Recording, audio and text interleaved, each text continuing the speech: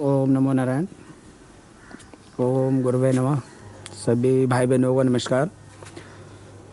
मैं महेश कुमार कुशवाहा आप लोगों के सामने लेकर आया हूँ आज अनार। तो इस पे हमने बहुत अध्ययन करा और हमें गुरुओं से पता चला कि जो ये अनार का अद्भुत पेड़ है, ये अनार जो हम खाते हैं उससे ज़्यादा तो इसके अन्य भाग इसके बहुत फ़ायदेमंद है। जैसे अनार के पत्ते, छाल के छिलके और इसके जड़।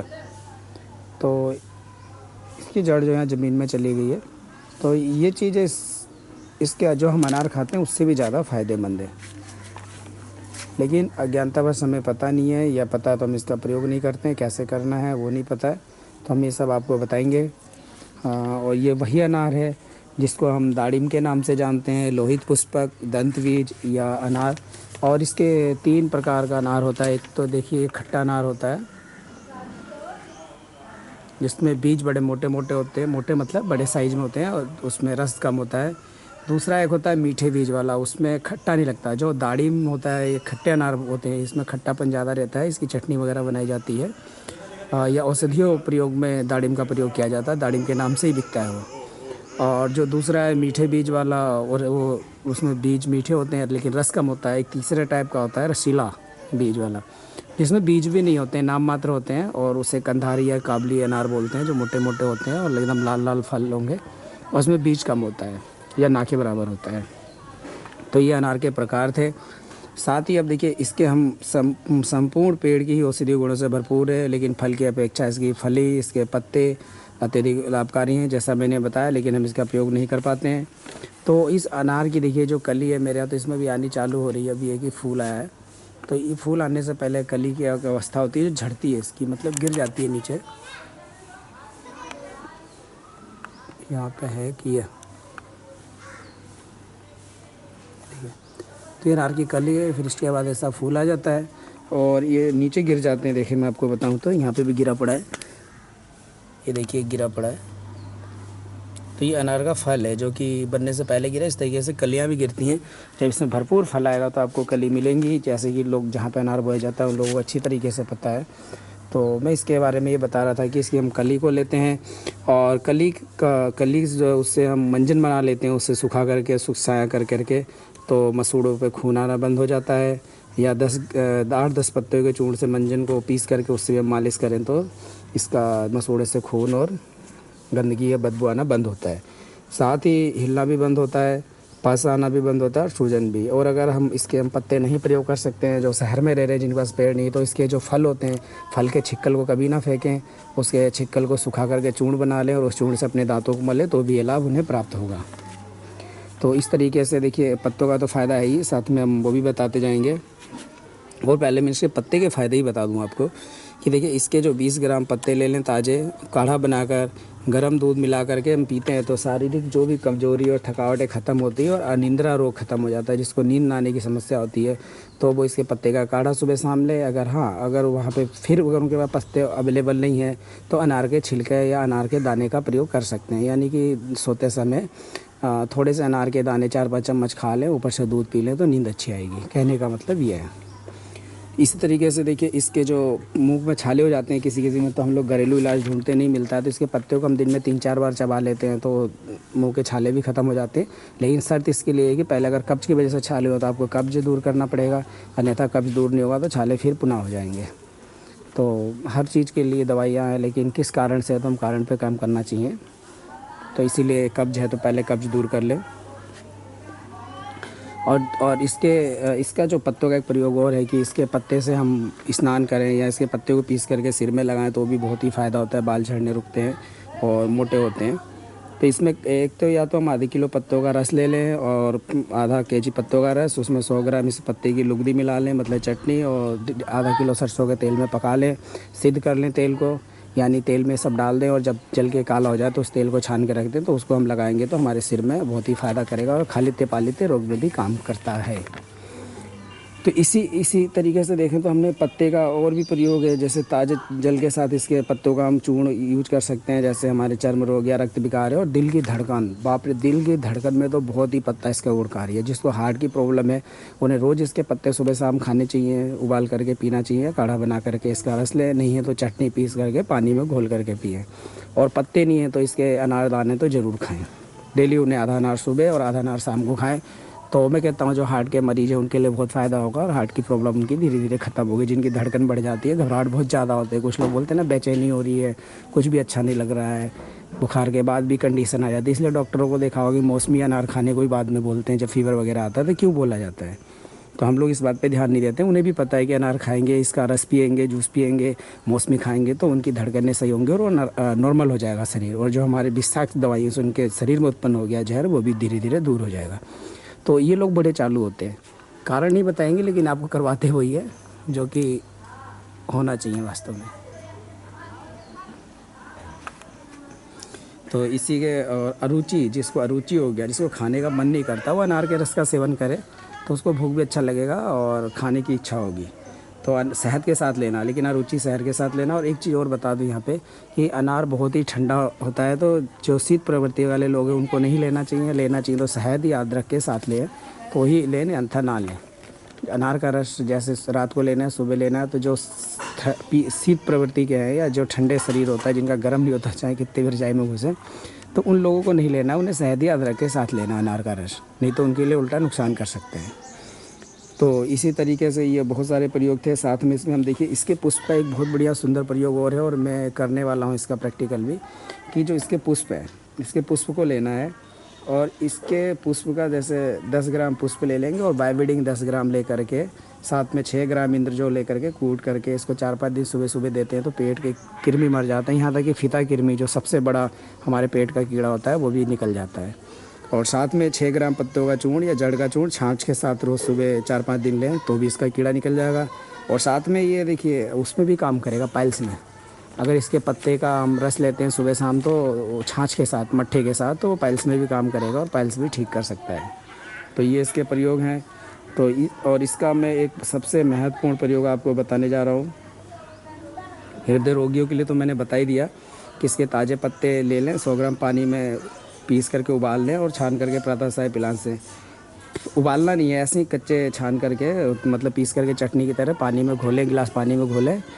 1 गिलास तो 250 ग्राम हो गया, करीब आधा गिलास पानी लीजिएगा, उसमें 1 मुट्ठे करीब 100 ग्राम पत्तों को पीस करके सुबह शाम पीजिएगा।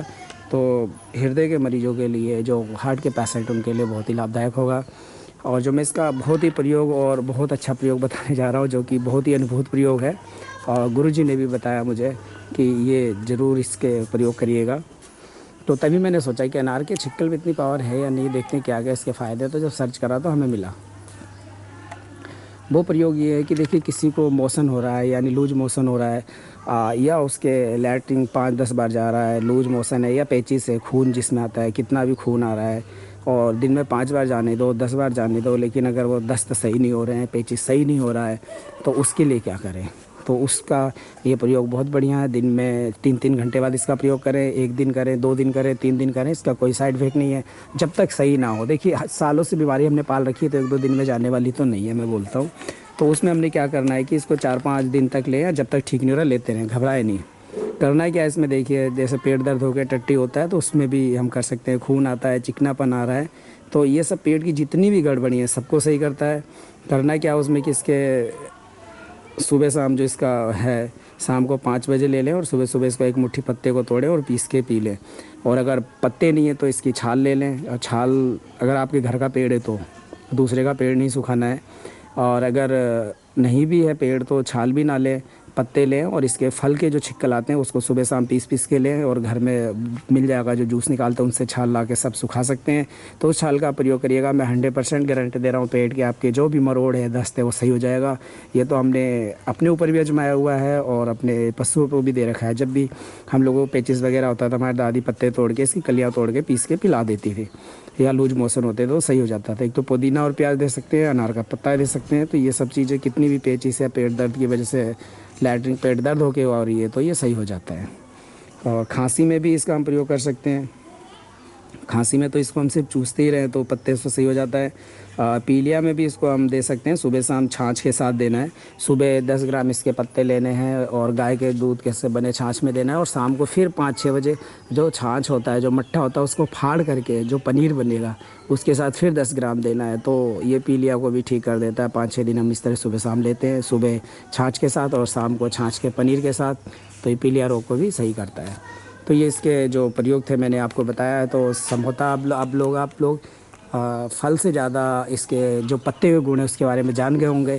तो अब अनार के आप पूरे सर्वांग इसका वृक्ष है उसका प्रयोग करेंगे और अपनी घर की बीमारियां ठीक करेंगे और इससे स्वास्थ्य बना रहे। और सबसे बढ़िया एक बात और बताऊं, मेरी वाइफ बोली कि अब तो इसी की चटनी बना के खाना चालू कर दो तुम, और इसी की साग बनाया करो। मैंने कहा ठीक है।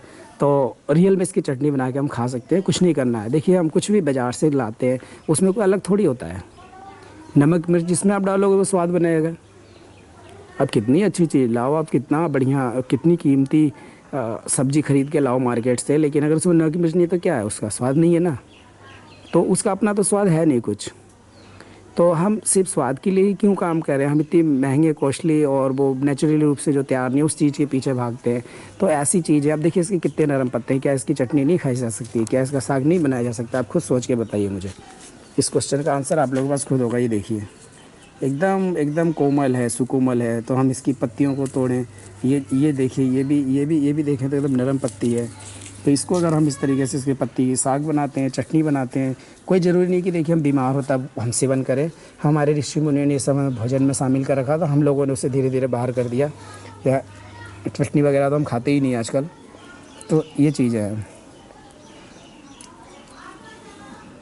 और मैं कारण आपको बता दूं क्यों इसके पत्ते गुणकारी, क्योंकि इसके पत्ते का स्वाद कसेला है। आप कभी देखिए अगर लूज मोशन या पेट की प्रॉब्लम होगी तो कसेलेपन से ठीक हो जाती है। जैसे हम कच्चा केला खाते हैं वो भी कसेला होता है, वो भी हमारे लूज मोशन को रोक देता है। उसका पानी केले का रोक देता है, केले का फल रोक देता है, कच्चे केले का। तो ये भी इसका स्वाद कसेला है, थोड़ा हल्कापन पे तिक्त रहेगा, कड़ुएपन पे, लेकिन कसेला इसमें ज़्यादापन है। तो इस तरीके से हम इसकी चटनी खाएं, साग खाएं, सब्जी खाएं तो हमें फ़ायदा है। कोई ज़रूरी नहीं है कि हम बाहर से लाएं। और ये चीज़ें अपने घर में लगाएंगे, देखिए प्राकृतिक सौंदर्य भी है। लाल फूल आते हैं तो आप देखें कितने अच्छे लगेंगे, फिर जब लाल लाल फल आते हैं तब भी अच्छा लगता है। फिर उसके बाद इसके पत्ते का हम सेवन कर सकते हैं। हमें औषधीय गुण है। रात के 12 बजे मान लो बच्चे के पेट दर्द होने लगा तो आप क्या करोगे? पेट दर्द हो गया, लैट्रिन होने लगी, या किसी को पेचिस हो गया अचानक, तो डॉक्टर के पास जाना पड़ेगा। अगर आपके पास पेड़ है तो नहीं जाना है। हाँ, तो सिंपल सी बात करता हूँ, जहाँ पाम टेरी आलतू फालतू चीज़ें लगाते हैं उसकी जगह ये लगाइए तो बहुत ही फ़ायदा होगा। और आपको मैं बता दूं आपके लिए, देखिए तो कितना मैंने इस पर गुंजा की बेल चढ़ाई थी जो कि सूख गई है। तो गुंजा का भी मैंने आनंद लिया। देखिए गुंजा की बेल थी पिछली बार, तो गुंजा का भी आनंद लिया हमने, स्वाद लिया उसके पत्ते का। पत्ते खाओ तो पाइल्स में काम करता है और मीठा लगता है, पानी पियो। यहाँ पे हमने ऐसे ही रक्त चंदन लगा रखा है। ऐसे देखिए ये फ्लावर्स है और यहीं पे ये करौंदे भी है, ये देखेंगे आप। साथ ही देखिए मेरे पे यहाँ पे धतूर का पेड़ है जिससे हम तेल ओल बनाते हैं, रोज़ पूजा भी करता है छोटा भाई, तो इसी से यूज करते हैं। साथ में हमने मदार का पेड़ हुआ था, उस पर हमने सेम की फली लगा दी। ये सेम कम से कम 3-4 गाँव तक काफ़ी रिश्तेदारी में और गाँव में बटी थी, कितना बड़ा हो गया था। और आज भी इसमें फली बहुत लगी हुई है, ये देखिए। तो हम ऐसे पौधे लगाएं ना। अब मदार है, कभी दांत दर्द होता है या कोई प्रॉब्लम होती है, कांटा चुभ जाता है तो उसका दूध लगाते निकल जाता है। और सेम भी है, ऐसे ही हमने थोड़ा सा हार श्रृंगार भी लगा रखा है यहाँ, आप देखेंगे तो पौधे तो वही लगाए हमने, लेकिन जगह ना होने के बावजूद भी हमने बहुत सारे पौधे लगा दिए। पत्थर चट्टा है, जंगली प्याज है, तो बहुत सारी चीज़ें हैं। तो इस तरीके से कम जगह में भी हम अधिक चीज़ें लगाएं, विदेशी चीज़ें ना लगाएं। मेरे आप लोगों से रिक्वेस्ट रहता है, कैक्टस वगैरह ना लगाएं, उनसे कोई फ़ायदा नहीं है, बल्कि और कभी कांटा वाटा चुभ गया तो निकलता भी नहीं है। तो अपनी नागफनी वगैरह लगा सकते हो जो कि काम में आता है, बट विदेशी पौधे मेरे समझ में नहीं आता, लोग लगाते हैं, उसका प्रयोग ही नहीं पता तो फ़ायदा क्या। सुंदर दिखने के लिए तो आप कुछ भी लगा दो, झाड़ लगा दो, उसकी कटिंग करोगे तो सब सुंदर लगेगा। तो इसी के साथ ही आप लोगों का ज़्यादा समय ना लेते हुए आप लोगों का धन्यवाद दूंगा कि आप लोगों ने मेरी वीडियो देखी और मेरी बात को समझा और मेरी भावनाओं को समझा। नेक्स्ट वीडियो में फिर मिलूँगा, तब तक के लिए जय हिंद, जय भारत, जय आयुर्वेद।